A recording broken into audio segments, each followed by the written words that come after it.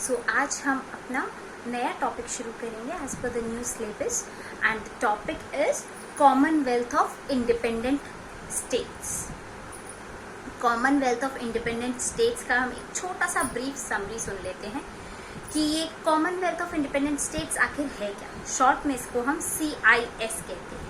C for commonwealth, I for ये independent and S for states. अब ये CIS का फॉर्मेशन कैसे हुआ?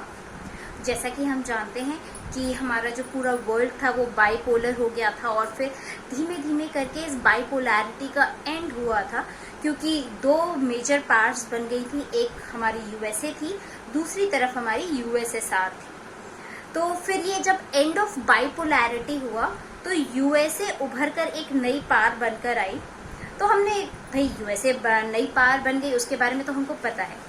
USSR के साथ क्या हुआ तो हम वही जाकर पढ़ने वाले हैं इस कॉमनवेल्थ मतलब CIS में। Why to repeat it again and again. So ये हमारे पास PDF है कॉमनवेल्थ ऑफ इंडिपेंडेंट स्टेट्स के ऊपर। इस पे आपको ऑनलाइन भी काफ़ी मटेरियल मिल जाएगा। सबसे पहले अगर आप इसमें देखें तो इसमें डिस्क्रिप्शन दिया हुआ है कि कॉमन CIS क्या है। ये एक रीजनल ऑर्गेनाइजेशन है, ये कब बनी थी, कहाँ बनी थी, कौन कौन शामिल हुआ था इसमें। तो एक हम इसका ब्रॉडर लुक देखेंगे।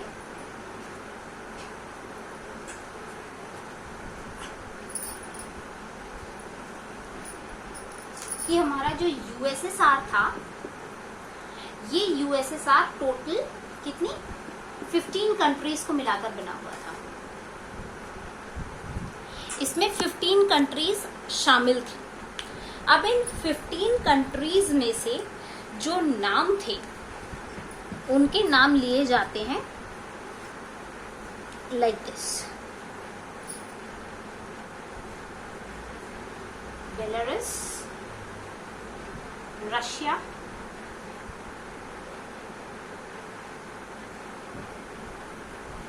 यूक्रेन, फिर आता है आपका अर्मेनिया। सेकेंड लॉट में हम इसको लेके चलते हैं। This here comes Armenia, then Azerbaijan, I used to call it Azerbaijan, and Kazakhstan,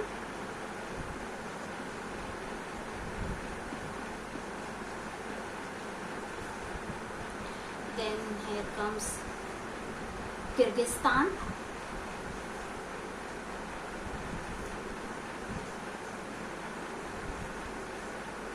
then Moldova,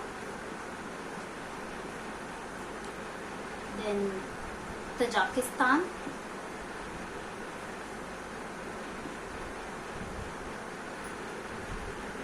then it comes Uzbekistan,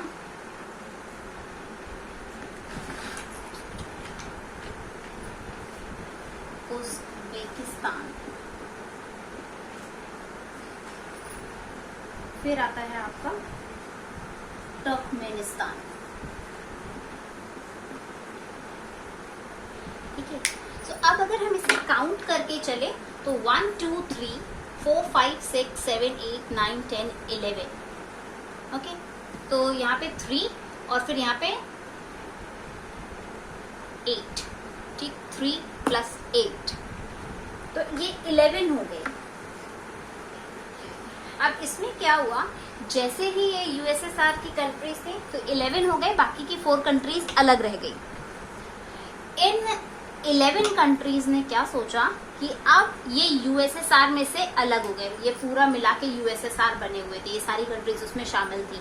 अब ये जब ब्रेक हो गया USSR, क्योंकि हमारी बाइपोलैरिटी वर्ल्ड की खत्म हो रही थी, ये एंड हुआ, तो इन्होंने क्या सोचा कि अब हमारे, क्योंकि अभी तक ये लोग कम्युनलिज्म फॉलो कर रहे थे जो इसमें USSR में फॉलो हो रही थी, तो एक जगह अर्निंग हो रही थी, इंडस्ट्री बन रही थी और सबको बेनिफिट मिल रहा था। बट अब इनके पास कुछ ऐसा सोर्स नहीं रह गया था, तो इन्होंने शुरू किया कॉमनवेल्थ।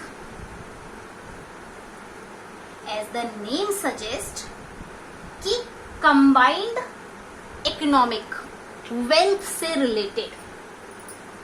तो कॉमनवेल्थ और इंडिपेंडेंट स्टेट्स बन गए थे अभी। अब इनमें सॉवरेंटी आ गई थी, ये सब इंडिविजुअली इंडिपेंडेंट हो चुके थे। तो इसमें सबसे पहले डेट आती है जो, वो आती है 8 दिसंबर 1991। सो कॉमनवेल्थ का ये जो आपका बना हुआ है, इसमें चार्ट अगर आप देखो तो जैसा मैंने आपको बताया, इसमें सबसे पहले है कि कॉमनवेल्थ कब बना था। ये रीजनल ऑर्गेनाइजेशन थी, 8 दिसंबर 1991 को बनी थी।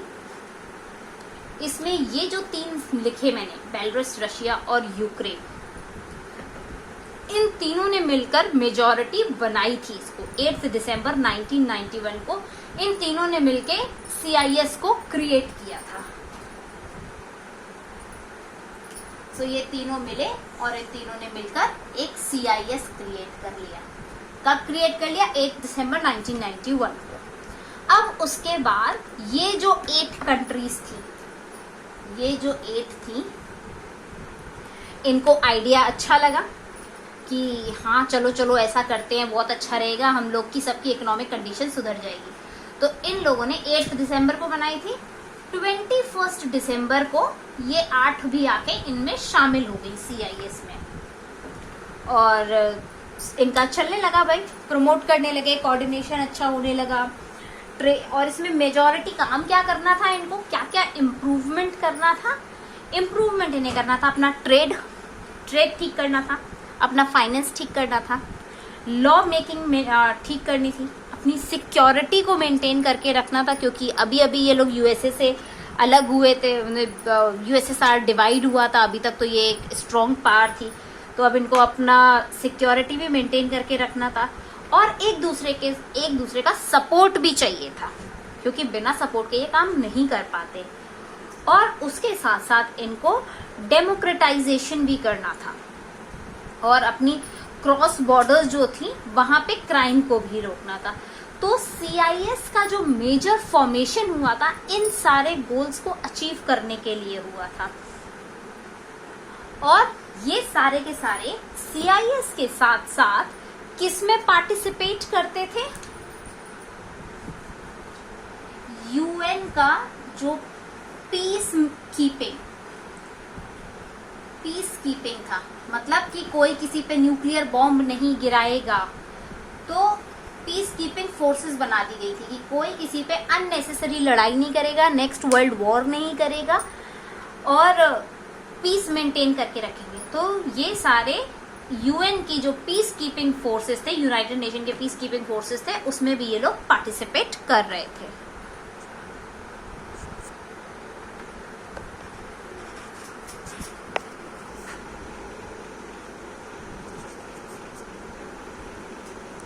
ठीक है, सो अब हमारा UN पीस कीपिंग फोर्सेस के भी ये पार्टिसिपेंट्स थे। अब क्या ये जो इन्होंने बनाया था पूरा, उसको ये अग्री कर गए थे सारे कुछ? तो नहीं, ऐसा नहीं हुआ।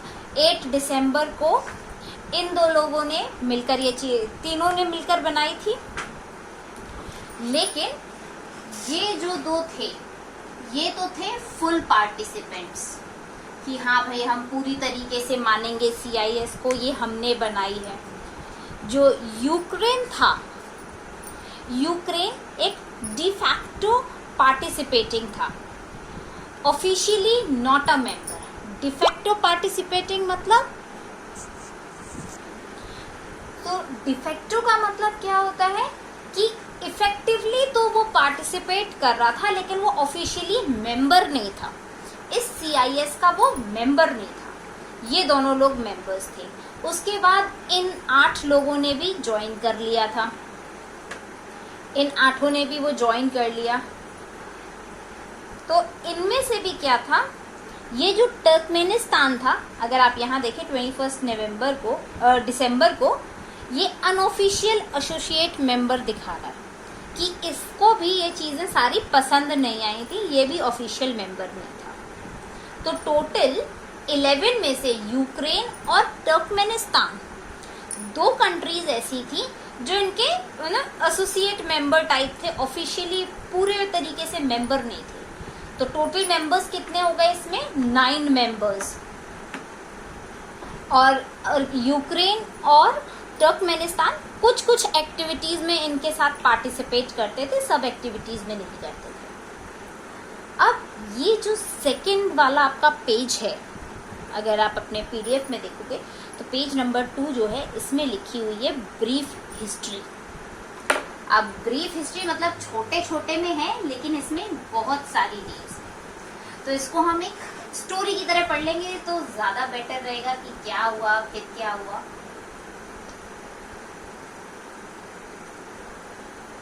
तो इसको हम शुरुआत से शुरू करते हैं। मतलब ये जो अभी हमने पढ़ी समरी कि क्या क्या हुआ था। अब हम इसकी ब्रीफ स्टोरी पढ़ने जा रहे हैं। तो क्या हुआ, सबसे पहले हमारी डेट आई 8 दिसंबर 1991। 8 दिसंबर 1991 में बेलारूस, रशिया, यूक्रेन के जो मेंबर्स थे इन्होंने एक अग्रीमेंट साइन किया। इस अग्रीमेंट को कहा गया क्रिएशन अग्रीमेंट, जिससे ये CIS को फॉर्म करने वाले थे। तो इन्होंने एक क्रिएशन अग्रीमेंट बनाया, इन तीनों ने मिलकर, इनके जो इनसे कंट्रीज के हेड थे उन्होंने मिलकर बनाया। और क्यों बनाया? क्योंकि अब सोवियत यूनियन टूट चुकी थी और CIS बनकर आ रहा था एक सक्सेसर की तरह, कि एक नई एंटिटी एज अ सक्सेसर बन के आ रही थी CIS। अब इसी टाइम क्या हुआ, इन्होंने डिक्लेयर कर दिया कि हम एक नई ऑर्गेनाइजेशन बनाएंगे जिसमें USSR के 15 पार्टिसिपेंट्स जो थे वो, या ऑल ओवर द वर्ल्ड कोई और भी अगर हो तो वो भी ज्वाइन कर सकता है। तो इसके लिए इन्होंने, और उसमें टारगेट क्या रखा कि हम सबका गोल सेम रहेगा, हम एक दूसरे पे अटैक नहीं करेंगे, हम अपना ट्रेड इम्प्रूव करेंगे, वो इनका मेन गोल था। अब ये जो क्रिएशन अग्रीमेंट था उसने USSR को पूरी तरीके से ख़त्म कर दिया और ये बताया कि इसमें मेंबर स्टेट्स पूरी तरीके से इंडिपेंडेंट रहेंगे, कोई किसी पे रूल नहीं करेगा। So this is the case जो 8 दिसंबर 1991 को हुआ। इन तीनों ने ये कर लिया, क्रिएशन अग्रीमेंट बना लिया फॉर CIS। अब 8 दिसंबर के बाद अगली तारीख आती है हमारी 21 दिसंबर। 21 दिसंबर को क्या हुआ, इन 8 कंट्रीज ने, ये भी इंडिपेंडेंट थे, इन्होंने भी क्या किया, CIS को ज्वाइन कर लिया और ये क्रिएशन अग्रीमेंट को साइन कर दिया। अब हमने पढ़ा था कि पूरी 15 कंट्रीज थी, ये तो हमें 11 कंट्रीज मिली। बाकी की 4 कंट्रीज कौन सी थी? तो बाकी की 4 कंट्रीज में जो नाम आता है दैट इज जॉर्जिया, और 3 थे बाल्टिक कंट्रीज। बाल्टिक कंट्रीज का मतलब कि जो बाल्टिक सी है, बाल्टिक सी के आसपास की जो 3 कंट्रीज थी, इनका नाम था एस्टोनिया,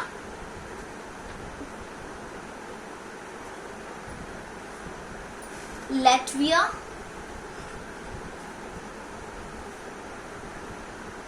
एंड लिथुआनिया।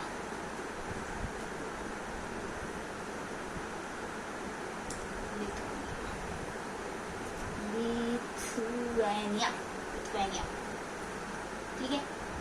सो ये 3 कंट्रीज ने बोला नहीं भाई, हमको ये क्रिएशन अग्रीमेंट पसंद नहीं है, हम ज्वाइन नहीं करेंगे। तो अब हमारी टोटल 15 हो गए, 1 2 3 देन 8 देन 9 एंड दिस। तो टोटल 15 कंट्रीज हो गए। तो 15 में से हमारी इन लोगों ने मिलकर CIS एग्रीमेंट बनाया, क्रिएशन एग्रीमेंट बनाया, इनको पसंद आ गया। 21 दिसंबर को इन्होंने भी ज्वाइन कर लिया। अब जॉर्जिया जो थी, जॉर्जिया को ये 2 साल बाद लगा कि हम ज्वाइन कर सकते हैं, तो जॉर्जिया ने 91 की जगह कब ज्वाइन किया था इसने? 1993 में ज्वाइन किया था CIS को। और इन तीनों ने तो मना ही कर दिया कि नहीं भाई, हमको पसंद नहीं है और हम ज्वाइन नहीं करना चाहते, हम इसमें पार्टिसिपेट नहीं करेंगे। अब क्या हुआ? 93 में दिसंबर में, दो साल हो चुके थे, जॉर्जिया ने भी इसमें शामिल हो गई, इस क्रिएशन एग्रीमेंट में।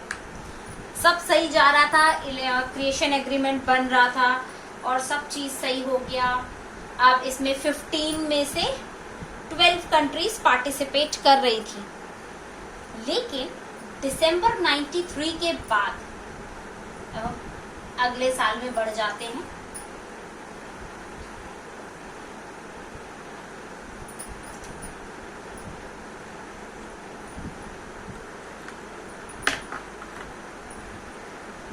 तो दिसंबर 93 में जॉर्जिया ने ज्वाइन किया था। लेकिन जनवरी 93 में क्या हुआ?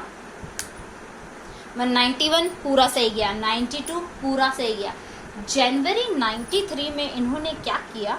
ये जो क्रिएशन एग्रीमेंट था इसको चेंज करके इन्होंने चार्टर बना दिया। इसको चेंज करके बना दिया उन्होंने चार्टर।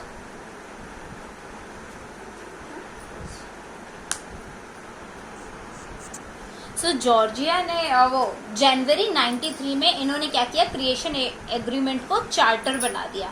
अब चार्टर क्या था? और क्या बनाया? CIS चार्टर बना दिया। अब CIS चार्टर का टारगेट क्या था? ये पूरा का पूरा एक, जैसे हमारा कॉन्स्टिट्यूशन होता है वैसे एक बुक चार्टर थी, जिसके सेक्शन 2 के आर्टिकल नंबर 7 में मेंशन था। ठीक है, इसके सेक्शन नंबर 2 के आर्टिकल 7 में मेंशन था कि जितने भी मेंबर्स होंगे, जितने भी कंट्री उसके मेंबर्स होंगे, उनको CIS चार्टर को रेटिफाई करना पड़ेगा। रेटिफाई करना पड़ेगा मतलब पूरी तरीके से मानना होगा, तभी वो मेंबर कहलाएंगे, अदरवाइज वो मेंबर नहीं कहलाएंगे। तो जनवरी में उन्होंने ये CIS चार्टर लगा दिया और कि जो भी मेंबर्स रहना चाहते हैं CIS के, तो उनको सेक्शन 2 के आर्टिकल 7 की ये बात माननी पड़ेगी कि टू बी अ मेंबर आपको रेटिफाई करना पड़ेगा चार्टर को, आपको पूरी तरीके से ये चीज माननी पड़ेगी। अब ये इन्होंने कह तो दिया और उसके बाद जनवरी में इन्होंने ये बात कही, जॉर्जिया ने दिसंबर में ज्वाइन कर लिया। जॉर्जिया को लगा हाँ बहुत सही जा रहा है, सब बढ़िया है, हमारी कंट्री का भी बेनिफिट हो जाएगा, तो उन्होंने मान लिया। लेकिन ये जो कंट्री थी तुर्कमेनिस्तान, इन्हें ये बात पसंद नहीं आई। इन्होंने कहा कि हम चार्टर को फॉलो नहीं करेंगे, तो इन्होंने अपना नाम वापस ले लिया कि भाई नहीं, हम चार्टर साइन नहीं करेंगे, हमको आपकी चीजें पसंद है बट हम चार्टर साइन नहीं कर सकते कि हम ठीक है मत बनाओ हमें पूरी तरीके से मेंबर। इसीलिए हमने शुरू में पढ़ा कि ये क्या थे? ये एसोसिएट मेंबर की तरह थे, कुछ चीजें मानते थे और कुछ चीजें ये नहीं मानते थे, तो इनको फिर मेंबर नहीं माना गया, इन्हें एसोसिएट मेंबर माना गया। और कब तक ये चीज रही? 26 अगस्त 2005 तक ये चीज ऐसे ही रही कि इनको पूरी तरीके से मेंबर नहीं माना गया। और नहीं मानने की जगह ये क्या करते थे? माना तो नहीं, लेकिन जो एक UN के पार्टिसिपेंट्स थे ना, ये पीस कीपिंग वाले, तो ये उसका तो पार्टिसिपेंट रहा, इसने चार्टर साइन नहीं किया, लेकिन जो UN का रिकॉग्नाइज्ड इंटरनेशनल यूनिटी स्टेटस था, न्यूट्रलिटी स्टेटस था, उसको ये मानता रहा तुर्कमेनिस्तान कि भाई ठीक है हम पीस रखेंगे लेकिन हम चार्टर को साइन नहीं करेंगे, we don't believe in this. अब इनके साथ साथ हमने देखा था कि यूक्रेन भी नहीं मान रहे थे, तो यूक्रेन ने भी इस CIS चार्टर को एक्सेप्ट नहीं किया, रेटिफाई नहीं किया। तो अब क्या था इस CIS चार्टर के आने के बाद, जब तक क्रिएशन एग्रीमेंट था तब तक तो 11 पार्टिसिपेंट्स थे, लेकिन जैसे ही ये CIS चार्टर आया जनवरी 93 में, तो इसके आने के बाद यूक्रेन मेंबर नहीं रह गया और तुर्कमेनिस्तान मेंबर नहीं रह गया, और दिसंबर 93 में जॉर्जिया ने उसको ज्वाइन कर लिया। तो अभी दिसंबर आने से पहले हमारा सितंबर भी आएगा। यहाँ तक चीजें क्लियर हो गई होंगी। तो अब हम कहाँ पहुंच गए? जनवरी 93। अब जनवरी के बाद आया, चीजें मेंटेन हो रही थी, सामान और ये लोग अरेंज कर रहे थे सब चीजें। अब आया हमारा सितंबर 93। अब सितंबर 93 में क्या हुआ, ये जो हेड्स थे CIS स्टेट्स के, जो हेड्स थे, इन्होंने एक अग्रीमेंट बनाया। इस अग्रीमेंट का नाम था क्रिएशन ऑफ इकोनॉमिक यूनियन। और ये क्यों बनाया था कि ये कॉमन इकोनॉमिक स्पेस बनाना चाह रहे थे, जहाँ पे ये लोग आसानी से गुड्स और सर्विसेज का मूवमेंट करवा सकें, लेबर फोर्सेस ला सके, कैपिटल इनकम इनकी हो सके, अपना monetary power, money power improve करना चाह रहे थे, tax, price, customs, external economy policy, इन सब चीज़ों को मेंटेन करना चाह रहे थे। और फिर उसके बाद दिसंबर आया हमारा, तो इन्होंने यहाँ पर ये अग्रीमेंट बना लिया था इकोनॉमिक यूनियन के लिए। तो सितंबर 93 में क्या किया, इकोनॉमिक यूनियन के लिए इन्होंने बना लिया कि हम इकोनॉमिक यूनियन करेंगे। इसके लिए एक अग्रीमेंट बनाया, और सितंबर के बाद जब आया हमारा दिसंबर, तो दिसंबर ने जॉर्जिया ने इसको ज्वाइन कर लिया। So that's enough for this one.